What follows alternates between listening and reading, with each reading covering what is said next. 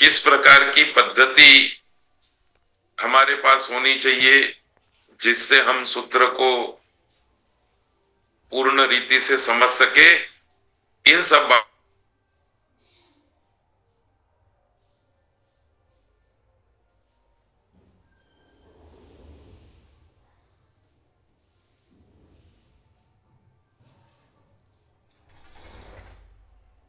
સાહેબ આપનો અવાજ નથી આવતો.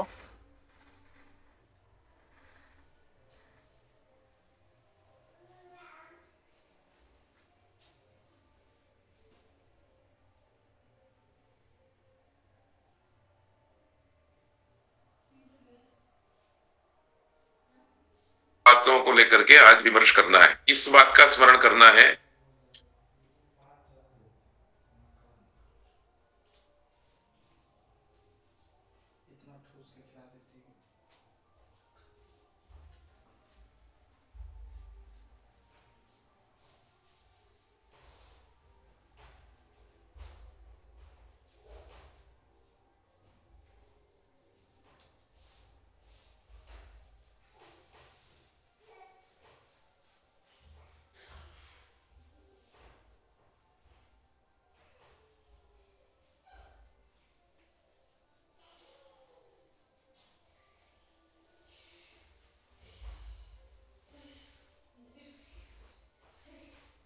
સર આપનો અવાજ નથી આવતો. ओके.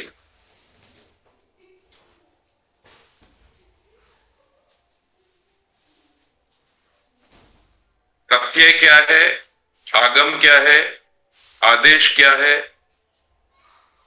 इसकी यदि आपको जानकारी नहीं है तो चिंता मत कीजिए. एक बात याद रखिए कि मनुष्य के रूप में मेरे पास एक आत्मा है और एक शरीर है. ऐसे ही संस्कृत भाषा के जितने भी शब्द हैं, पद हैं, उनके पास एक प्रकृति है और एक प्रत्यय है. और मुझ मनुष्य के पास और दो चीज है जिसे मैं मित्र कह सकता हूं और शत्रु कह सकता हूं. तो मेरे आत्मा के पास मेरा शरीर है, ये प्रकृति और प्रत्यय की तरह है,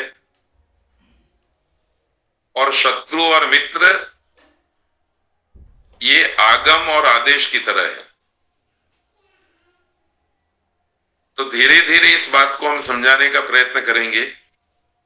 अभी आप इतना याद रखिए कि अष्टाध्यायी में विधि सूत्र या तो प्रत्यय का विधि करेंगे, या आगम का विधि करेंगे, या आदेश का विधि करेंगे. प्रत्यय जो है वो प्रकृति के साथ जुड़ता है. प्रकृति के रूप में पाणिनि अष्टाध्यायी में एक धातु होता है जो क्रिया शब्द है, और दूसरा प्रातिपदिक होता है जो नाम शब्द है. तो प्रातिपदिक और धातु नाम की प्रकृति के साथ प्रत्यय जुड़ते हैं, और कभी प्रकृति में कभी प्रत्यय में कुछ अतिरिक्त वर्णों को जोड़ने का उपक्रम किया जाता है, उसको आगम कहते हैं. इसके सब उदाहरण हम अभी देखने ही वाले हैं. मैं ये प्राथमिक बात आपको बता रहा हूं. तो प्रकृति में और प्रत्यय में कुछ वर्णों को जोड़ने का जो उपक्रम किया जाता है उसको आगम कहते हैं. अतिरिक्त वर्ण आकर के प्रकृति के साथ बैठ जाते हैं या प्रत्यय के साथ बैठ जाते हैं. और कभी कभी प्रकृति को हटा करके, प्रत्यय को हटा करके दूसरे ही किसी वर्ण समूह को बिठा दिया जाता है, उसको आदेश कहते हैं. तो आगम जो है वो पास में आकर के बैठ जाता है, इसलिए मित्र के समान है, और आदेश किसी को हटा करके बैठता है, इसलिए शत्रु के समान है। तो प्रकृति, प्रत्यय, आगम और आदेश, इन चारों में ही व्याकरण शास्त्र पूरा हो जाता है। पर प्रकृति की बात आचार्य पाणिनि नहीं करेंगे, वो वक्ता को स्वयं निश्चित करनी है। आगे भी ये बात आएगी। पाणिनि विधि करते हैं प्रत्यय का, आगम का और आदेश का। जैसे एक एक उदाहरण से हम इस बात को समझेंगे। प्रत्यय विधि का एक सूत्र, आगम विधि का एक सूत्र और आदेश विधि का एक सूत्र, इन तीनों सूत्रों के अर्थ का विचार करेंगे।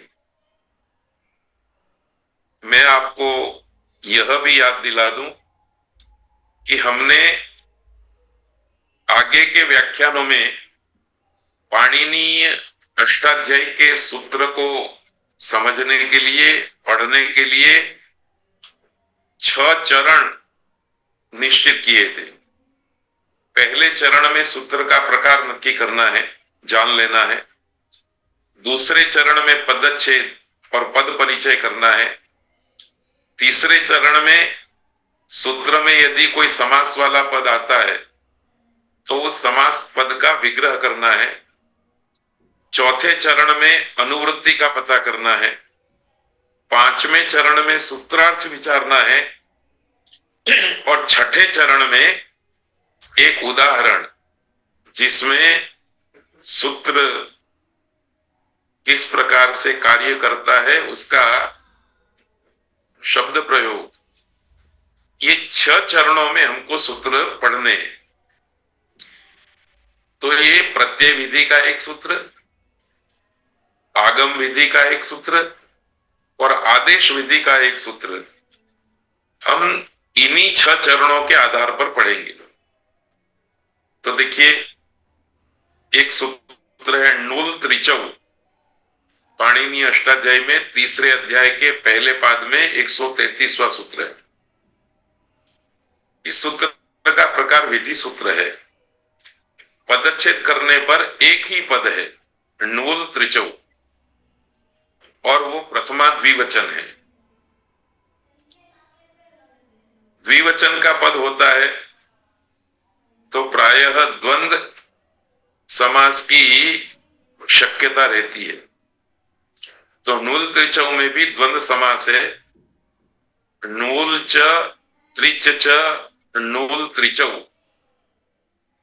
एक नूल और दूसरा त्रिच, ये दोनों मिलकर के इतरेतर द्वंद्व समास होकर के शब्द बनाए नूल त्रिचौ। तो नूल त्रिचौ का अर्थ क्या करेंगे? नूल और त्रिच, समास का विग्रह करने से समास वाले पद का अर्थ हमको पता चलता है। फिर चतुर्थ चरण में अनुवृत्ति का पता किया तो धातोः प्रत्ययः परश्च, ये पद ऊपर वाले सूत्रों से इस सूत्र में आ रहे हैं। 133 वाले सूत्र में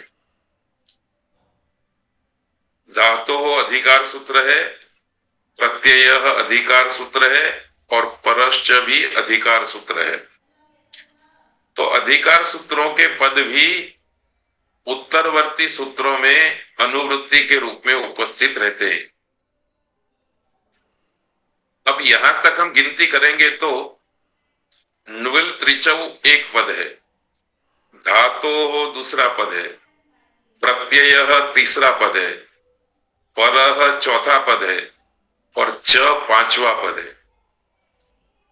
सूत्र में तो साक्षात एक ही पद था, नूल त्रिचौ, पर अनुवृत्ति ने 4 पद और उसके अंदर डाल दिए, तो कुल मिलाकर के 5 पद हुए। अब एक बात और है जो आपको ध्यान से याद रखनी है। इसको हम अष्टाध्यायी के सूत्र पढ़ना शुरू करेंगे आगामी वर्ग से, तो वारंवार आपका ध्यान इस तरफ आकर्षित करेंगे।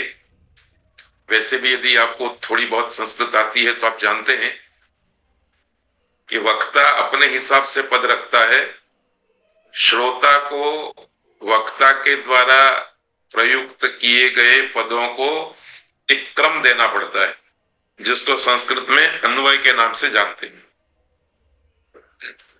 तो इसका तरीका ये है कि समान विभक्ति वाले पद एक साथ हो जाएंगे।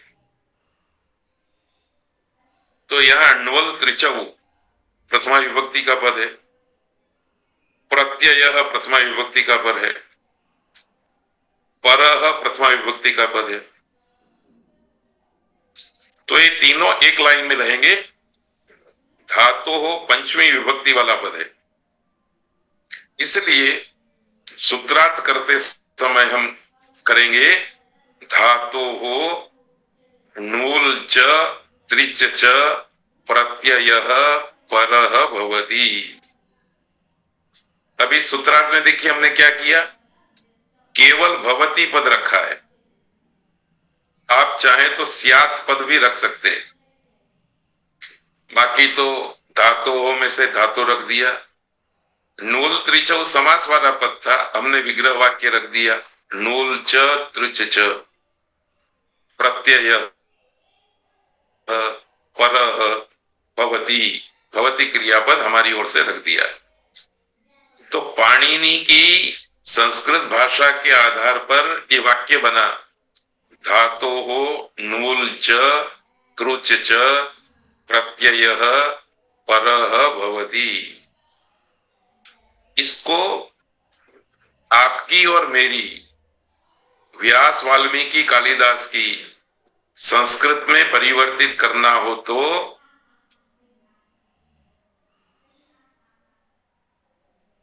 हम इस तरह से कहेंगे कि धातु से नूल तथा त्रिच प्रत्यय पर में होते हैं।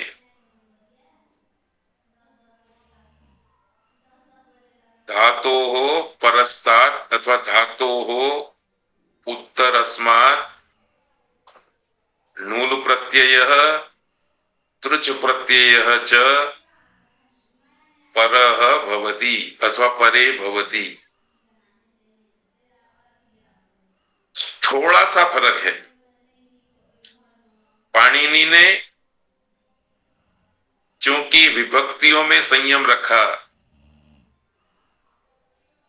इसलिए उसकी वाक्य रचना उनकी पसंद की गई विभक्तियों के आधार पर है। जैसे हमने पहले व्याख्यान में बताया था कि प्रथमा विभक्ति का प्रत्यय, प्रथमा विभक्ति का पाणिनि अर्थ करते यह होता है, तो प्रत्यय प्रथमा विभक्ति है, इसका अर्थ होगा प्रत्यय होता है। परः प्रथमा विभक्ति है, पर होता है। नूल त्रिचौ प्रथमा विभक्ति है, नूल और त्रिच होता है। तो पाणिनि के एक एक पद को लेकर के हम एक एक वाक्य बनाएं और उसमें अपनी ओर से भवति क्रियापद रखें, तो प्रत्ययः भवति, परः भवति, नूल त्रिचौ भवतः, नूल त्रिचौ द्विवचन है इसलिए भवतः द्विवचन रखा।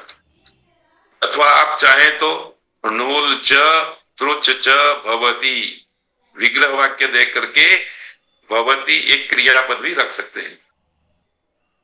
अब तीन वाक्यों में बारंबार भवति शब्द का प्रयोग किया, वो पुनरुक्त हो गया, इसलिए दो जगह से निकाल देंगे और नूल त्रिचौ प्रत्ययौ परौ भवतः, ऐसा हम वाक्यांतर बनाएंगे। नूल त्रिचौ को विग्रह वाक्य के रूप में देखेंगे तो सब जगह पर एक वचन करना है। नूल प्रत्ययः त्रुच प्रत्ययः च परः भवति, नूल प्रत्यय और त्रिच प्रत्यय पर में होता है। एक और पद है धातोः, वो जुड़ गया। धातोः में पंचमी विभक्ति है। पाणिनीय व्याकरण में पंचमी विभक्ति का अर्थ है से परे। तो तो धातु से परे णुल और त्रिच प्रत्यय पर में होते हैं। इस प्रकार का सूत्रार्थ प्राप्त हुआ। तो सूत्रार्थ बनाने की भी पद्धति हमको सीखनी है, जो आगामी वर्ग से हम एक एक सूत्र को लेंगे और सूत्रार्थ विचारेंगे। उदाहरण के रूप में दो शब्द है, वाचकः वक्ता। ये जो उदाहरण लिख करके वाचकः पद के नीचे प्रक्रिया रखी है, रूप सिद्धि की प्रक्रिया है। अभी इसमें आपको गहराई में उतरने की जरूरत नहीं है, पर फिर भी मैं आपको चार बातें बताना चाहूंगा, उनको तो आपको याद रखना ही है। और उन चार बातों को बताने के लिए ही चार अलग अलग कलर का प्रयोग किया है, रंग का प्रयोग किया है। पहले जो ब्लू कलर दिखाई दे रहा है वो प्रकृति और प्रत्यय का संयोजन है। ये फर्स्ट स्टेप है, पहला चरण है। रूप सिद्धि की प्रक्रिया में ये पहला चरण सब जगह पर आएगा। दूसरे चरण में ये जो प्रत्यय भाग है, इस प्रत्यय भाग में अपेक्षित परिवर्तन करना होता है। तो नून में से वो बाकी रहा, वो ट्रांसफर हुआ अक में, वो को हटा दिया गया, उसकी जगह पर अक आदेश के रूप में हो गया। तो ये जो हरे कलर का वर्ण है वो रूप सिद्धि प्रक्रिया का दूसरा चरण है। तीसरे चरण में जो प्रकृति भाग है वच, उसमें अपेक्षित परिवर्तन करना होता है। ये हम अपनी मर्जी से नहीं करेंगे, इसके लिए पाणिनि के सूत्र हैं। समय आने पर हम सूत्र के साथ ही रूप प्रक्रिया करेंगे। आज तो केवल आपको ये याद रखना है कि सबसे पहले चरण में प्रकृति के साथ प्रत्यय को जोड़ना है। दूसरे चरण में प्रत्यय भाग में अपेक्षित परिवर्तन करना है। तीसरे चरण में प्रकृति भाग में अपेक्षित परिवर्तन करना है। तो यहां वच की जगह पर वाच हो गया। कैसे हो गया वो भी आप मुझ मत पूछिए। अभी आप ध्यान रखिए कि ये तीसरा स्टेप है, तीसरा चरण है। इसमें वच में अपेक्षित परिवर्तन करना था वाच के रूप में, वो कर दिया। तो बन गया वाच प्लस अक। और चौथे और अंतिम चरण में दोनों को मिला करके एक शब्द बना दिया, वाचक। उसका प्रथमा विभक्ति एक वचन रूप है वाचकः। तो देखिए इस सूत्र ने क्या किया, वच इस धातु से णुल प्रत्यय लाने का विधि कर दिया। ये इस सूत्र का कार्य है। वच धातु है, कैसे पता चले वच धातु है, तो अभी मैं बताऊंगा आगे। अभी मैं कह रहा हूं इसलिए समझ लीजिए कि वच धातु है। वच धातु से णुल प्रत्यय होता है, ऐसा इस सूत्र ने कहा। तो वच धातु से पर में णुल प्रत्यय रख दिया।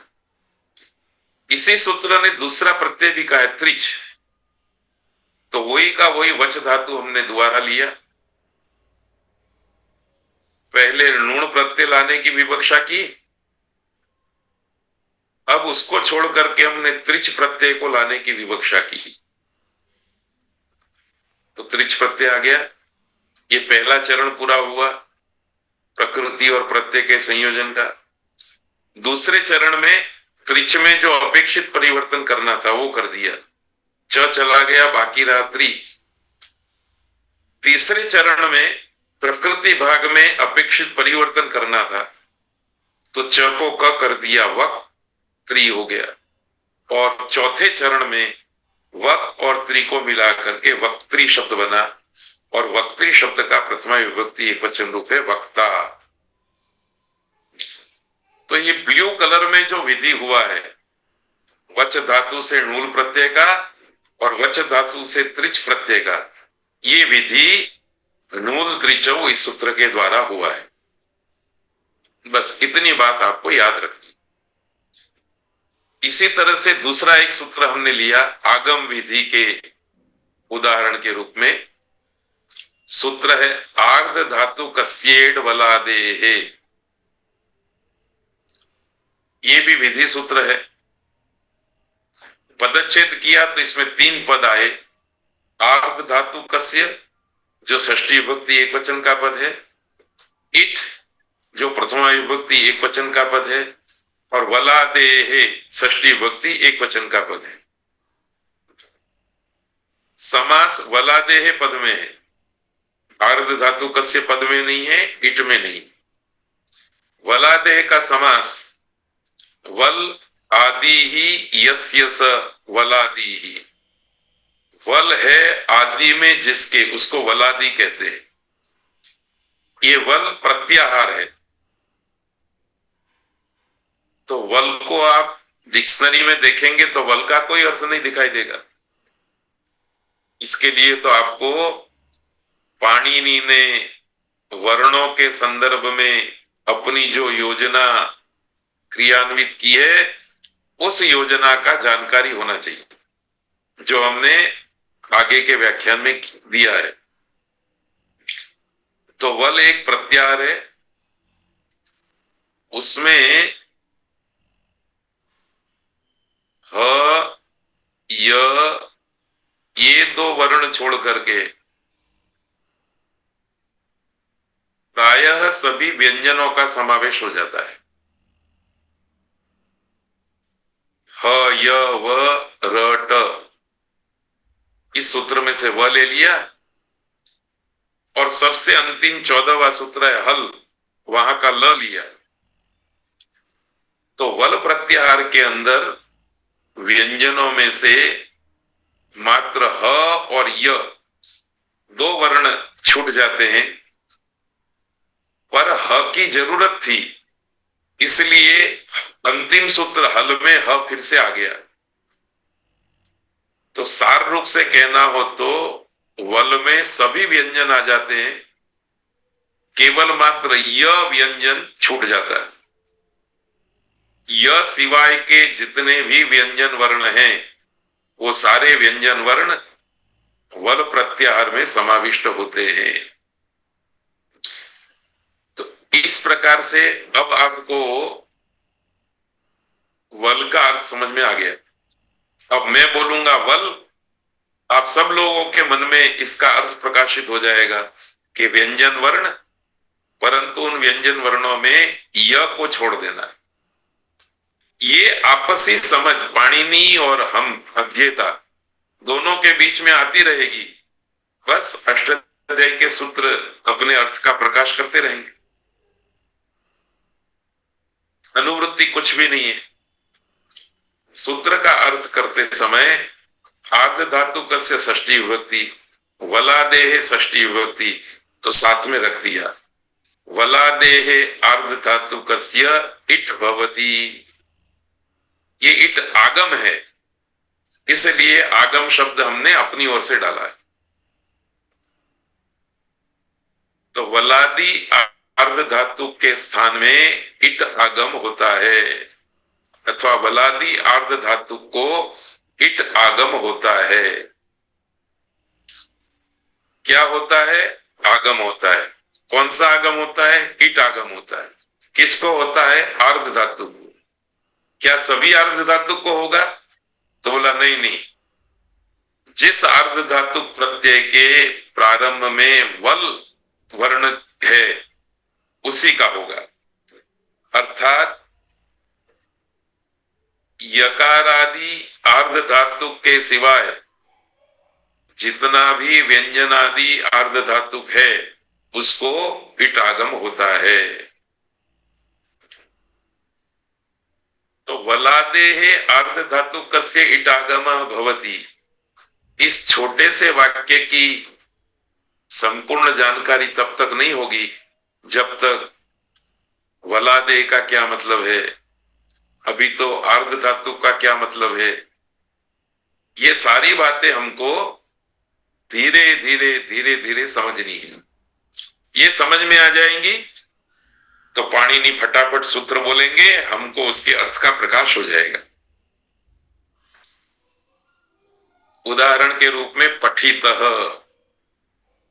इसमें भी देखिए 4 कलर का, 4 रंगों का उपयोग किया गया। फिर से मैं आपको याद करा दूं, पठ नाम की धातु रूप प्रकृति से त प्रत्यय हो गया। ये प्रत्यय विधि किसने किया, इसके लिए अलग सूत्र है। इस सूत्र का काम यहां नहीं है, पर जैसे नूल त्रिचौ था ऐसे ही किसी प्रत्यय विधि वाले सूत्र ने पठ धातु से त प्रत्यय का विधान कर दिया, तो पहला चरण पूरा हो गया। त में से क हटा करके बाकी रहा त, प्रत्यय भाग में परिवर्तन का दूसरा चरण चल रहा है। इस दूसरे चरण में ही ये सूत्र आया। इसने कहा कि वलादि आर्ध धातु को, ये त प्रत्यय वलादि है और आर्ध धातुक भी है। आर्ध धातु का क्या मतलब होता है वो समय आने पर बताएंगे।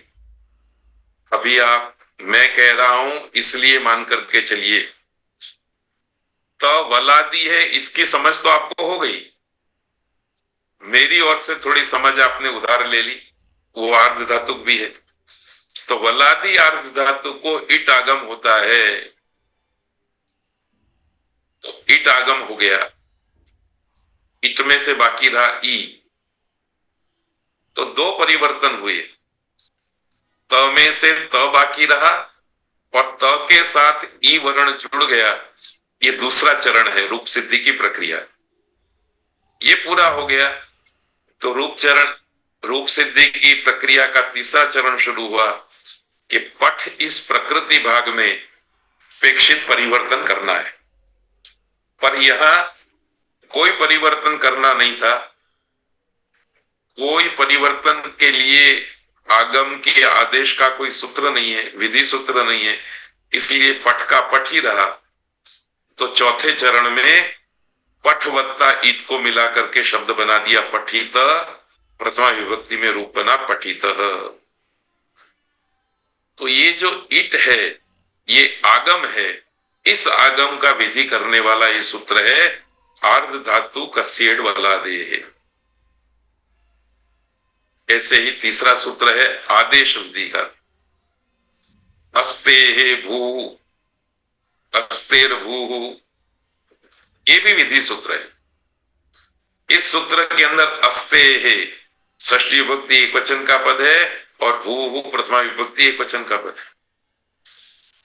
विग्रह है ही नहीं क्योंकि समास नहीं है दोनों पदों। ऊपर से आर्ध धातु के की अनुवृत्ति आ रही है, जिस आर्ध धातु को हमने अभी ऊपर भी सुना। सूत्र का अर्थ है आर्ध धातुक विषय अस्ते हे भू भवती। आदेश हमने अपनी ओर से जोड़ दिया, भवती क्रियापद अपनी ओर से जोड़ दिया। बाकी तो आर्ध धातु के अस्ते हे भू, पाणिनि स्वयं बोल रहे। विषय ये शब्द हमने अपनी ओर से डाला है क्योंकि पाणिनि ने अष्टाध्यायी के अंदर सप्तमी विभक्ति का प्रयोग 3 अर्थ में किया है। पर सप्तमी के अर्थ में, निमित्त सप्तमी के अर्थ में और विषय सप्तमी के अर्थ में। ये बात भी हम आगे के व्याख्यान में कह करके आए। यहां आर्ध धातु के में जो सप्तमी है वो विषय सप्तमी है, इसलिए आर्ध धातु को विषय, आर्ध धातु का विषय होने पर अस धातु के स्थान में भू आदेश होता है। ये इसका अर्थ है। आदेश भू प्रथमा विभक्ति है। प्रथमा विभक्ति का अर्थ होता है यह होता है। तो पाणिनि के वचन को ही हम पकड़ के रखें तो भू भवती, भू होता है। अस्ते है षष्ठी भक्ति है। षष्ठी भक्ति का अर्थ है अष्टाध्यायी में के स्थान में, तो अस्तेह का अर्थ है अस के स्थान में, अस के स्थान में भू होता है। ये भू क्या है? आगम नहीं है, आदेश है। क्यों आदेश है? इसलिए कि अस को हटा देगा और उसकी जगह पर भू बैठ जाएगा। पास में आकर के नहीं बैठेगा, अस को हटना पड़ेगा और उसकी जगह पर भू आदेश होगा। और अनुवृत्ति से आर्ध धातु के पद आ रहा है, तो एक कंडीशन रख दी कि आर्ध धातु का विषय होना चाहिए। यदि आर्ध धातु का विषय नहीं है तो भू के स्थान में, अस के स्थान में भू आदेश नहीं होगा। उदाहरण देख लेते हैं। भवितव्यम, अब देखिए, अस धातु था, उस धातु से प्रत्यय विधि करने वाले तव्य तव्या नियरह, ऐसा एक विधि सूत्र ने तव्य प्रत्यय का विधान कर दिया। तो ये पहला चरण पूरा हुआ, रूप सिद्धि प्रक्रिया का। दूसरे चरण में तव्य में अपेक्षित परिवर्तन करना था। तो अभी हम आगम करने वाले सूत्र को देख गए ऊपर, आर्ध धातु कस्येड वलादे, वलादी आर्ध धातु को इट आगम होता है। तो यहां पर भी त इस वलादी आर्ध धातु को इट आगम हो गया, इट में से ई बाकी रहा। तो प्रत्यय विधि तो था तव्य का, दूसरे चरण में आकर के ई और बढ़ गया, ई का आगम हो गया, इतव्य बन गया, अस प्लस इतव्य। अब तीसरे चरण में प्रकृति भाग में परिवर्तन करना है। तो अस के स्थान में भू आदेश करने वाला ये सूत्र है अस्ते हे भू। आर्ध धातु का विषय हो तो अस धातु के, अस के स्थान में भू आदेश होता है। तो अस को हटा दिया और भू को बिठा दिया। ये भू का जो ऊ है उसके स्थान में भी एक और आदेश होकर के भो बन जाता है। तो ये दो परिवर्तन प्रकृति भाग में हुए, अस का भू हुआ और भू का भो हुआ। उसके बाद भो प्लस इतव्य, इसको एक करने के लिए संहिता कार्य होगा। तो ओ का अव हो जाएगा भ अव इतव्य, मिलकर के शब्द बन गया भवितव्य।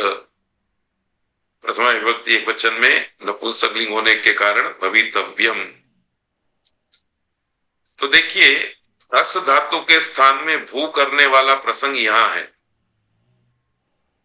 ये इस सूत्र से अस के स्थान में भू आदेश हो गया। तो अस को हटा देना है, उसके स्थान में भू रख देना है। तो इस तरह से कुछ विधि इस जगह पर होंगे प्रकृति के साथ प्रत्यय को जोड़ने की।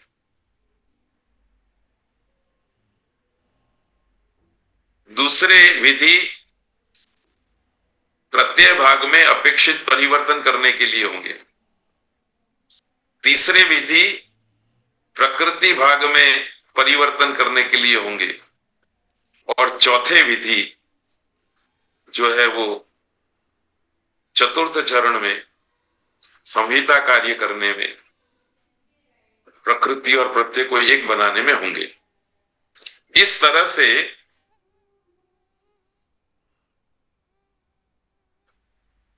तो अस्ते भू ये सूत्र जो है वो इस जगह पर उपयोग में आ रहा है। आगे पीछे की बात याद न रहे तो भी कोई बात नहीं है, अस धातु को भू करने का काम इस सूत्र ने किया है। अब ये जो है प्रत्यय विधि का एक सूत्र बताया मैंने आपको, एक आगम विधि का सूत्र बताया और एक आदेश विधि का सूत्र बताया। और उसके अर्थकरण की प्रक्रिया भी बताई।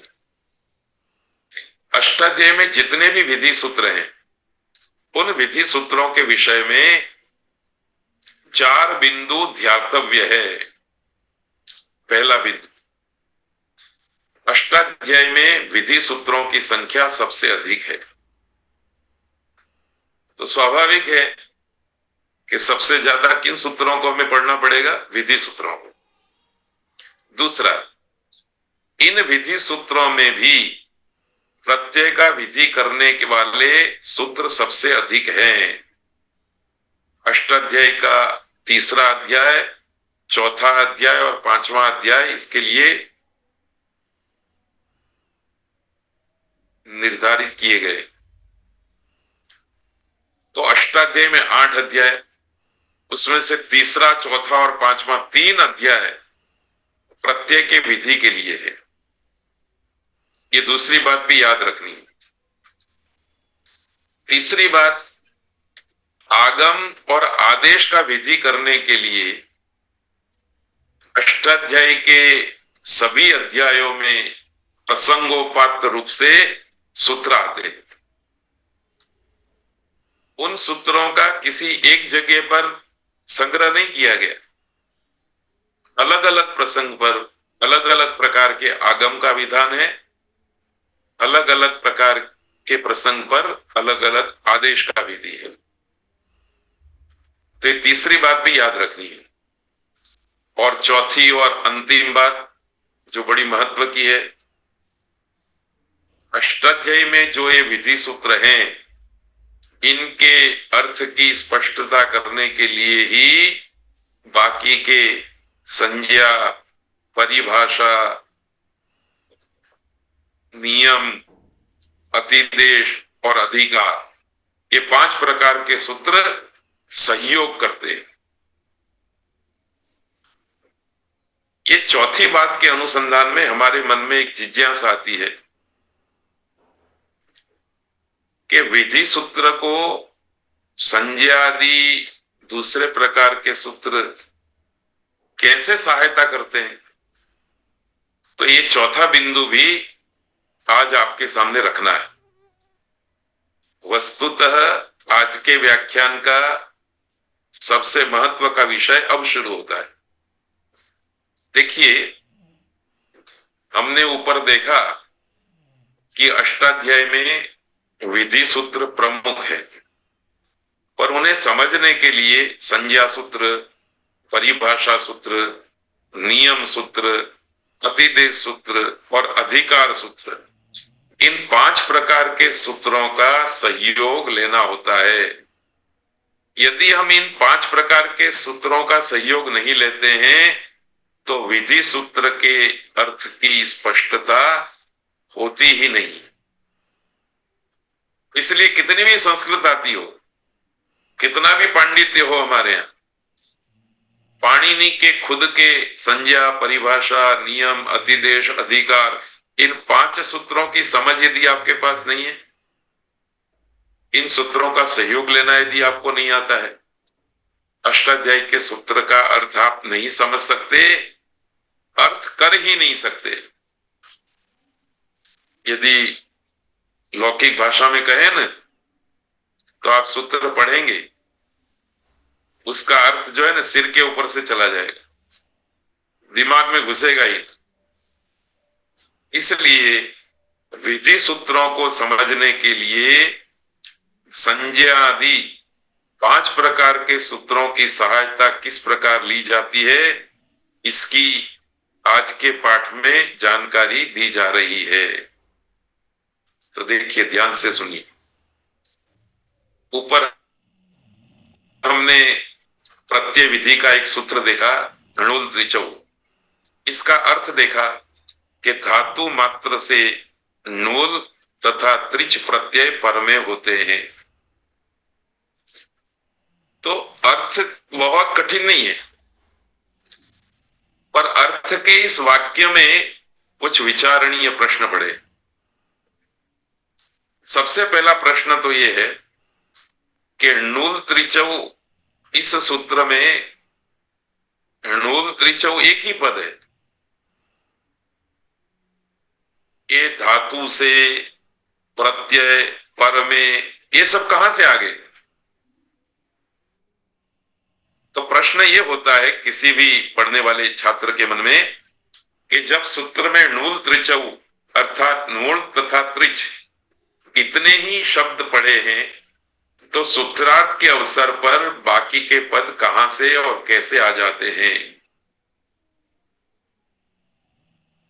इस प्रश्न का उत्तर यह है कि अष्टाध्यायी के सूत्रों में कुछ पद अधिकार या अनुवृत्ति से उपस्थित हो जाते हैं। ये अधिकार और अनुवृत्ति की जानकारी के अभाव में विधि सूत्र का अर्थ भी समझ में नहीं आएगा। बल्कि मैं तो ये कहना चाहूंगा कि विधि सूत्र का अर्थ ही नहीं बनेगा।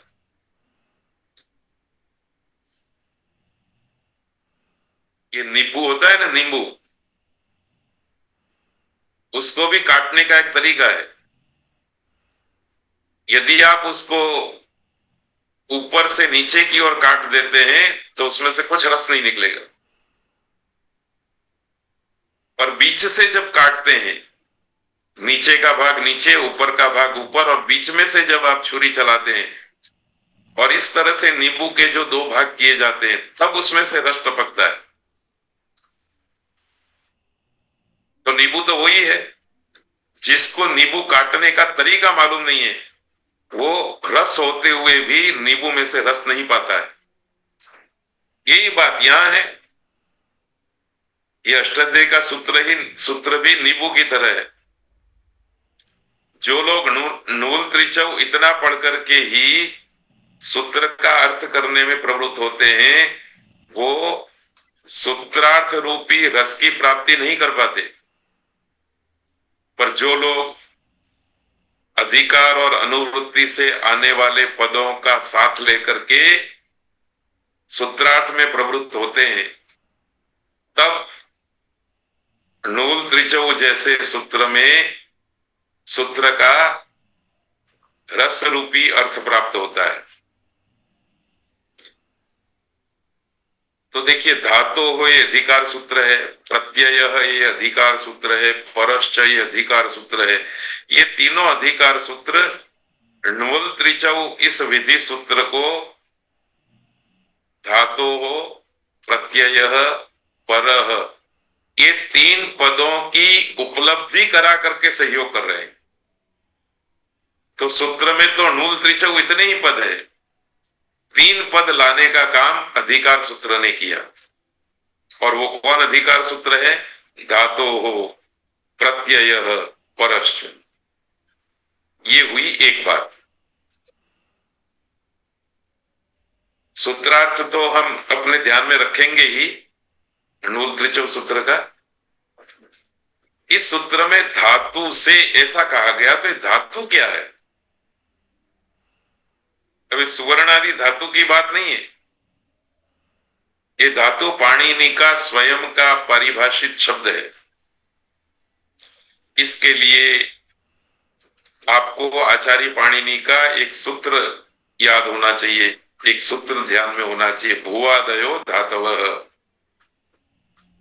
वैसे अष्टाध्यायी में एक और भी सूत्र है जो धातु संज्ञा करता है, सनाद्यंता धातवः, पर अभी उसकी चर्चा नहीं करनी।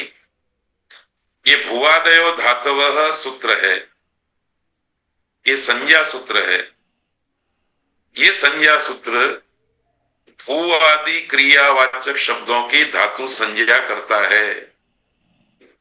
तो धातु एक संज्ञा है। पाणिनि के मुंह से जब भी धातु ऐसा शब्द निकलेगा तो हम उसका अर्थ क्या लेंगे? भू वगैरह क्रियावाचक शब्द। क्रियावाचक शब्दों की धातु संज्ञा है। कौन से क्रियावाचक शब्द? भू वगैरह, भू आदि। ये आदि पद से क्या विपरीत है? तो याद रखिए महर्षि पाणिनि ने एक धातु पाठ नाम का अपेंडिक्स परिशिष्ट ग्रंथ बनाया, जिसमें क्रियावाचक शब्दों का उपदेश है। जैसे ये देखिए धातु पाठ का पहला पृष्ठ है। भूसत्तायाम एध वृद्धौ स्पर्ध संघर्षे गाध्री प्रतिष्ठा लिप्सयोर ग्रंथे च बाध्री विलोडने। इस प्रकार से लगभग 2000 क्रियावाचक शब्दों का संग्रह पाणिनि ने किया है। और इस सारे 2000 शब्दों के शुरुआत में चूंकि भू शब्द रखा है, तो भू आदि येषाम ते भुवादयः, भुवादयः शब्द से ये 2000 धातु लिए जाते हैं। तो ये एध, स्पर्ध, गाध्री, बाध्री, नाथ्री, नाध्री, सॉरी नाचरी, नाथ्री, नाध्री, च नहीं ध है, थ और ध। तो ये सब क्रियावाचक शब्द है। भू ये क्रियावाचक शब्द है जो सत्ता का अर्थ देता है, सत्ता क्रिया को बताता है। एध ये वृद्धि क्रिया को बताता है। इस तरह से इस धातु पाठ में जो क्रियावाचक शब्दों का परिगणन हुआ है उसका नाम धातु है। सीधी सी बात है, आचार्य पाणिनि जब भी कहेंगे धातु तो मेरे मन में ये 2000 क्रियावाचक शब्द प्रकट होंगे। तो एक छोटा सा धातु शब्द किनका परिचय करा रहा है, किनका बोध करा रहा है, इसको जानने के लिए हमें इस सूत्र को जानना जरूरी होता है। भुवादयो धातवः। हम जिस तरह से विचार कर रहे हैं उस विचार के अनुरूप कहना हो तो भुवादयो धातवः ये संज्ञा सूत्र णुल त्रिचौ सूत्र को समझाने के लिए धातु किसे कहते हैं इस प्रश्न का उत्तर दे करके सहयोग कर रहा है। 3 अधिकार सूत्रों ने सहयोग किया, भुवादयो धातवः संज्ञा सूत्र ने सहयोग किया। ऐसे कितने ही सहयोग करने वाले दूसरे 5 प्रकार के सूत्र हैं। एक सूत्र और, पर उस सूत्र को देखने से पहले प्रश्न देख लेते हैं। धातोः पद में जो पंचमी विभक्ति है उसका अर्थ क्या है? तो पंचमी विभक्ति का अर्थ जानने के लिए आपको तस्मादित्युत्तरस्य ये परिभाषा सूत्र मार्गदर्शन करेगा। ये सूत्र कहता है कि अष्टाध्यायी के अंदर तस्मात् अर्थात पंचमी विभक्ति का जब प्रयोग किया गया हो तो उससे उत्तर में कार्य होता है, यह अर्थ आएगा। तो धातु शब्द से पंचमी विभक्ति का प्रयोग किया गया, धातोः। तो तस्मादित्युत्तर से सूत्र की मदद से धातोः पद का अर्थ हुआ धातु से उत्तर में। रामात् ऐसा पंचमी विभक्ति का प्रयोग हम पाणिनि के मुंह से बुलवाएं और पाणिनि के मन में राम ये कोई संज्ञा हो तो क्या अर्थ होगा? राम से उत्तर में। अब राम से उत्तर में के 2 अर्थ होंगे, र आ म अ से उत्तर में। यदि ये अर्थ होता है तो समझना चाहिए राम शब्द लोक प्रसिद्ध शब्द है। पर राम यदि किसी की संज्ञा की है पाणिनि ने कोई संज्ञा सूत्र बनाया है और उस संज्ञा सूत्र में राम संज्ञा की है तो आपको उस सूत्र की मदद लेनी पड़ेगी। तो तस्मादित्युत्तर से परिभाषा सूत्र पंचमी विभक्ति का अर्थ बता करके सहयोग करता है। सार यह है कि धातोः पद में पंचमी विभक्ति का प्रयोग किया गया है, अतः इस सूत्र से जो प्रत्यय किए जाएंगे वे धातु से उत्तर में होंगे, ऐसा समझना है। धातु पहले लिखेंगे, वो उसके उत्तर में प्रत्यय लिखेंगे। तो देखिए अधिकार सूत्र कैसे मदद करता है, उसकी बात देखिए। संज्ञा सूत्र कैसे मदद करता है, उसकी बात देखिए। ये परिभाषा सूत्र कैसे मदद करता है, इसकी बात देखिए।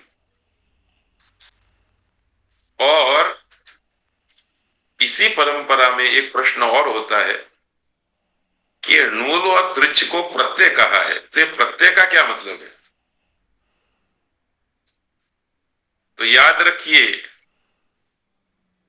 नूल और त्रिच की प्रत्यय एक संज्ञा है। ये भी छात्र को अपने दिमाग में समझ बिठाने के लिए थोड़ा प्रयत्न करना पड़ता है। यदि आप एकदम चुस्त रूप से पाणिनि की भाषा को समझने का प्रयत्न करें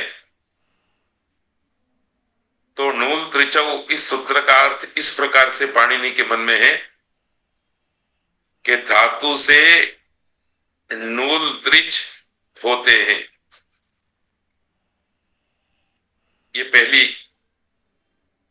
पहली बात। जो नूल त्रिच होते हैं उसकी प्रत्यय संज्ञा है। ये दूसरी बात। ये दोनों बातों को पाणिनि ने जोड़ दिया, हमने भी जोड़ दिया और नूल त्रिचौ सूत्र का अर्थ कर दिया। धातु से नूल और त्रिच प्रत्यय होते हैं। इस प्रक्रिया से जब आप देखेंगे तो आपको पता चलेगा कि नूल और त्रिच प्रत्यय है। इसका मतलब नूल और त्रिच इन दोनों की प्रत्यय एक संज्ञा है।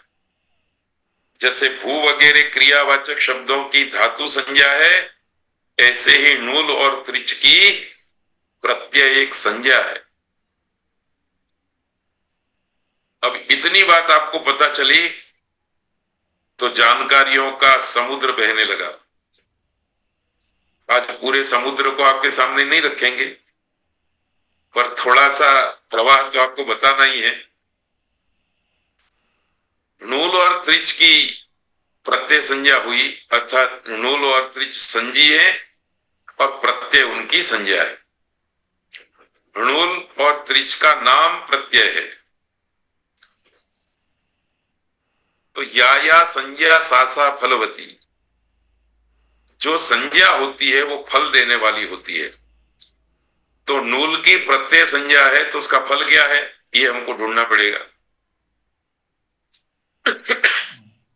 त्रिच की प्रत्यय संज्ञा है, प्रत्यय संज्ञा का क्या फल है वो भी आपको ढूंढना पड़ेगा। जब तक आप प्रत्यय को संज्ञा नहीं मानेंगे तब तक प्रत्यय संज्ञा के फल ढूंढने के लिए आगे बढ़ेंगे नहीं तो रूप सिद्धि की प्रक्रिया नहीं होगी। इसलिए नूल त्रिचौ सूत्र का अर्थ करते समय नूल और त्रिच की प्रत्यय संज्ञा है, इस बात की भी जानकारी होनी चाहिए। और जिसकी प्रत्यय संज्ञा है उस संज्ञा का एक फल हमेशा याद रखना है आपको। इसके लिए सूत्र है यस्मात् प्रत्यय विधिस् तदादि प्रत्ययंगम। ये थोड़ी टेक्निकल और गूढ़ बात है, आगे भी यथावसर इसकी चर्चा करेंगे, पर एकदम सादे सरल शब्दों में मैंने इस बात को रखने का प्रयत्न किया है। जिसकी भी प्रत्यय संज्ञा हो गई वो प्रत्यय संज्ञा के फल के रूप में ये सूत्र आ जाएगा यस्मात् प्रत्यय विधिस् तदादि प्रत्ययंगम। ये सूत्र कहता है कि जिस णुल तथा त्रिच का विधान जिससे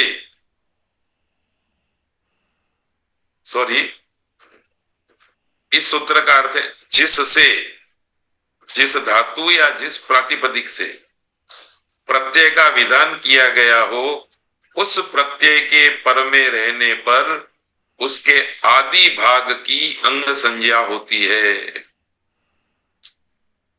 तो जब तक णुल और त्रिच की प्रत्यय संज्ञा नहीं होगी, उस प्रत्यय के परे रहते आगे के भाग की अंग संज्ञा करने वाला ये सूत्र भी लागू नहीं होगा।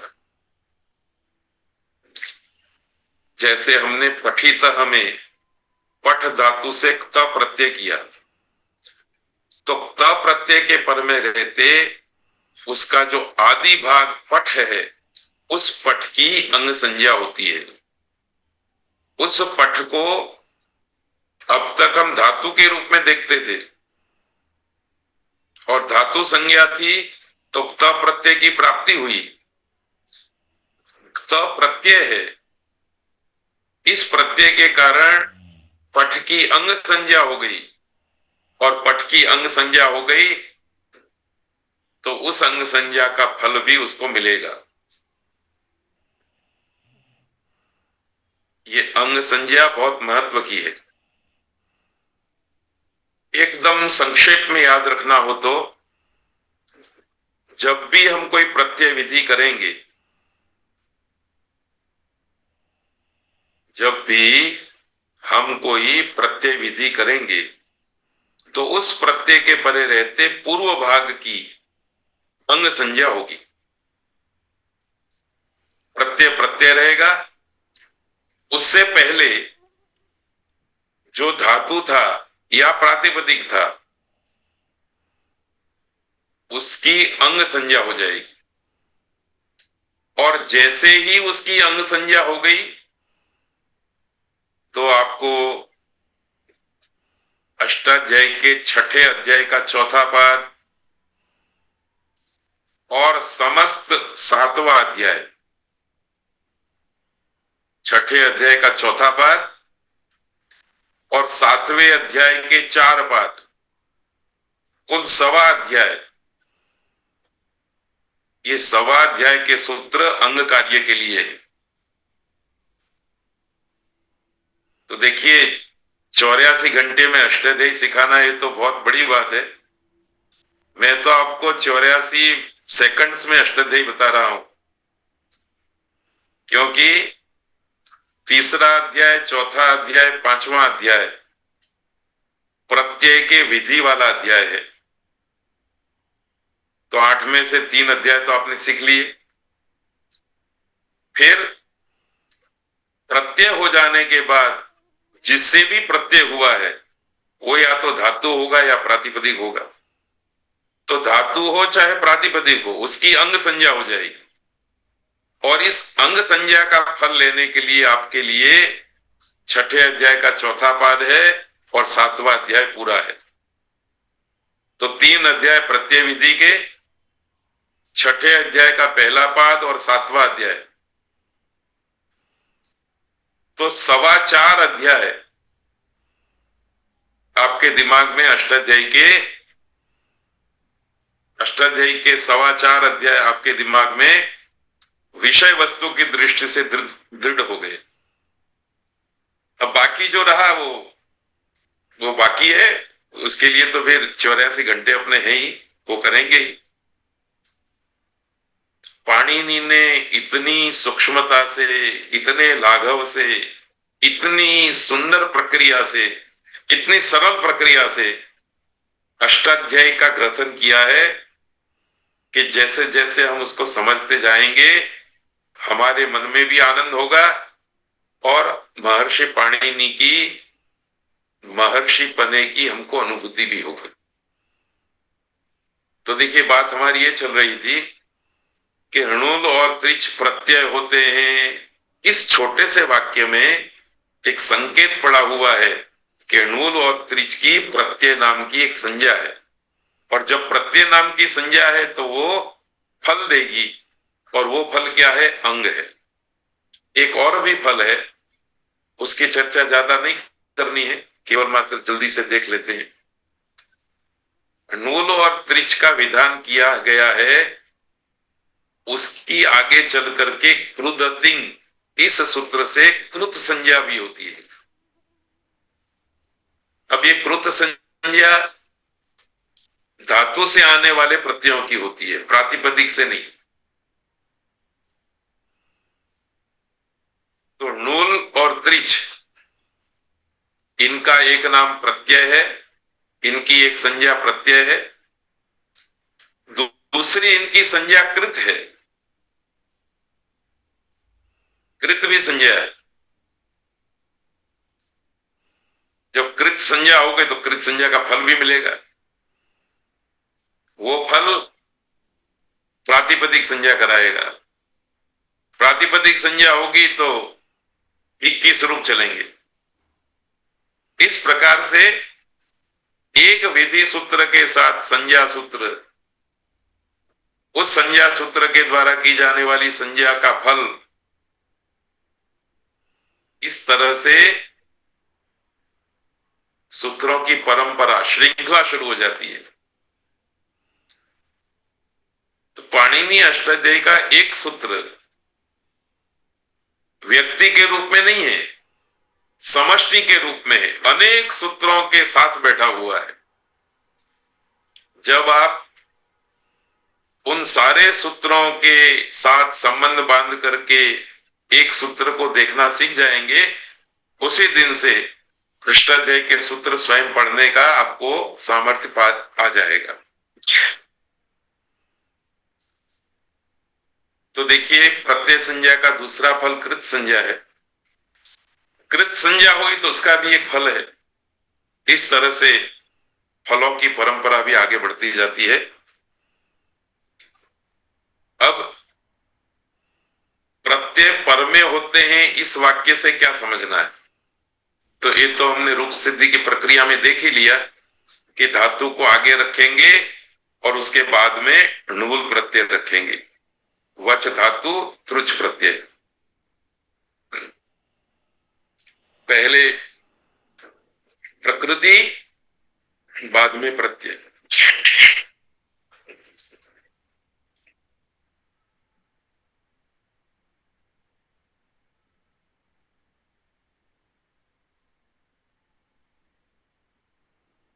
तो सूत्रार्थ में हम जितने भी पद प्रयोग करते हैं, सूत्र का अर्थ जितना हम धीरे धीरे धीरे धीरे विस्तार, सूत्र के अर्थ का विस्तार करते रहेंगे, कभी संज्ञा सूत्र हमारी मदद में आ जाएगा, कभी अधिकार सूत्र हमारी मदद में आएगा, कभी परिभाषा सूत्र, कभी अतिदेश सूत्र, ये सब धीरे धीरे अपने सहयोग में आएंगे। अब एक और प्रश्न है कि सूत्र का अर्थ किया गया धातु मात्र से णुल और त्रिच प्रत्यय होते हैं, तो क्या जितनी भी धातुएं हैं उन सबसे एक साथ णुल त्रिच प्रत्यय हो जाएंगे? यहां तबियत की जगह पर णुल प्रत्यय होना चाहिए था। तो सभी धातु से हो जाएंगे? तो याद रखिए, मैंने पहले भी कहा कि प्रकृति के रूप में किसको पसंद करना ये वक्ता के अधीन है। शास्त्र उसमें कुछ भी नहीं करता। इसलिए प्रकृति की पसंदगी विवक्षा के अधीन होती है। आप भू धातु ले आओ, पच धातु ले आओ, लिख धातु ले आओ, कोई भी धातु ले आओ, वो वक्ता की विवक्षा के अनुसार है। वक्ता क्रियावाचक शब्द की विवक्षा कर देगा, उसके बाद शास्त्र सक्रिय होगा। हम सभी भारतीय सांस्कृतिक परंपरा से परिचित है।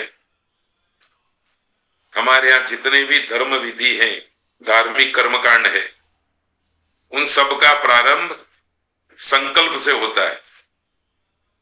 यजमान जो संकल्प करेगा, पुरोहित उसी संकल्प के अनुरूप आगे का विधि कराएगा। संकल्प करने का स्वातंत्र यजमान का है। पुरोहित उसको कुछ दबाव नहीं डाल सकता कि नहीं नहीं तुमको यही संकल्प करना है। संकल्प यजमान की स्वतंत्रता है।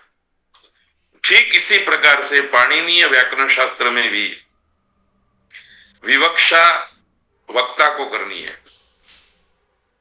पर जैसे ही यजमान संकल्प कर देता है उस संकल्प के अनुरूप पुरोहित कार्य पद्धति शुरू कर देता है, पौरोहित्य शास्त्र सक्रिय हो जाता है, संस्कार विधि सक्रिय हो जाता है। ठीक उसी प्रकार से वक्ता ने अपनी विवक्षा बना ली, उस विवक्षा बन जाने के बाद पाणिनीय व्याकरण शास्त्र सक्रिय हो जाता है। तो ये विवक्षा शब्द भी बहुत ध्यान में रखने का है। नूल प्रत्यय किससे लाना है? पाणिनि ने विधान कर दिया धातु से लाना है। धातु कौन सा? पाणिनि नहीं बोलेंगे, वो वक्ता स्वयं नक्की करेगा। आप वक्ता बनकर के निश्चित कर सकते हैं, मैं वक्ता बनकर के निश्चित कर सकता हूं, पाणिनि कुछ नहीं बोलेंगे। तो याद रखिए, वक्ता अपनी विवक्षा से धातु पाठ में से किसी क्रिया रूप को ले आता है और लोक व्यवहार में से किसी प्रातिपदिक को ले आता है, किसी नाम को ले आता है। इतना काम वक्ता कर लेता है तब अष्टाध्यायी सक्रिय होती है, तब पाणिनीय व्याकरण सक्रिय होता है। यदि वक्ता क्रियावाचक शब्द को नहीं लाता, क्रियावाचक शब्द को कहने की इच्छा नहीं करता, या लोक प्रसिद्ध शब्दों में से किसी एक अर्थवान शब्द को प्रातिपदिक के रूप में नहीं लाता, तब तक व्याकरण शास्त्र सोता रहता है, सक्रिय नहीं होता है। तो शास्त्र के सक्रिय होने का बिंदु विवक्षा है। इतनी बात आपको याद रखनी है। इसलिए लिखा है, याद रहे, जब तक विवक्षा नहीं होती अष्टाध्यायी के विधि सूत्र निष्क्रिय रहेंगे। जब प्रकृति अर्थात धातु की तथा उससे जुड़ने वाले प्रत्यय की वक्ता विवक्षा करता है, तभी विधि सूत्र सक्रिय बनते हैं।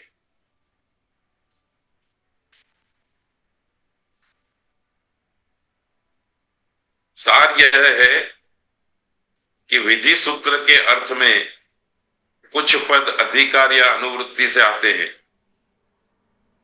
धातु जैसे पद में जो विभक्ति प्रयुक्त की जाती है उसका अर्थ बनाने के लिए तस्मादित्युत्तरस्य जैसे कुछ परिभाषा सूत्र भी उपलब्ध है।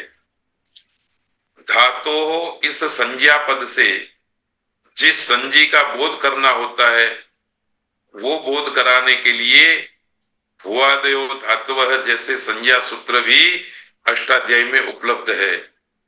और जिस धातु से णूल प्रत्यय करना होता है उसको वक्ता अपनी इच्छा से निश्चित करता है।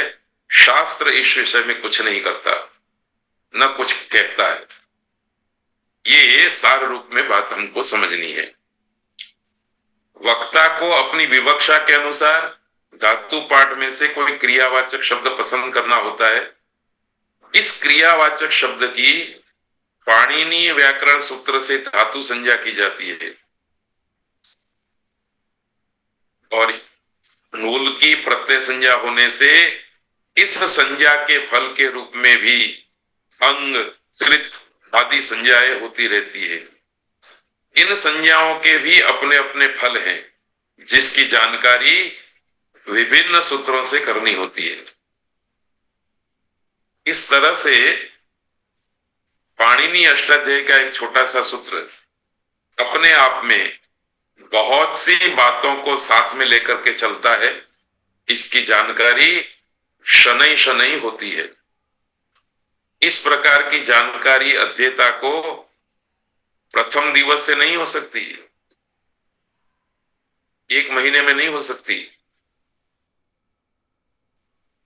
फिर भी हमने प्रयत्न किया है कि 21 व्याख्यानों में हम आपको ये जानकारी प्रदान करने का प्रयत्न करेंगे। तो धैर्य पूर्वक 21 पाठों का ये सत्र हमको पढ़ना है। उसमें से चौथा पाठ आज पूरा हो रहा है।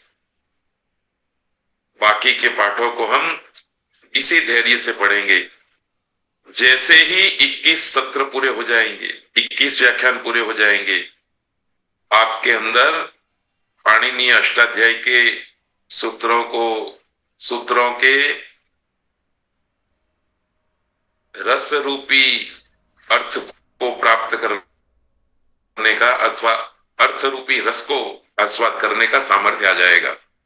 तो बस इतनी बातों के साथ सब लोगों को शुभकामनाएं देते हुए आज का पाठ यहीं विराम करते हैं।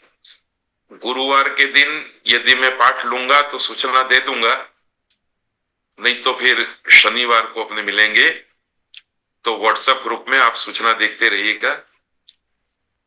धन्यवाद।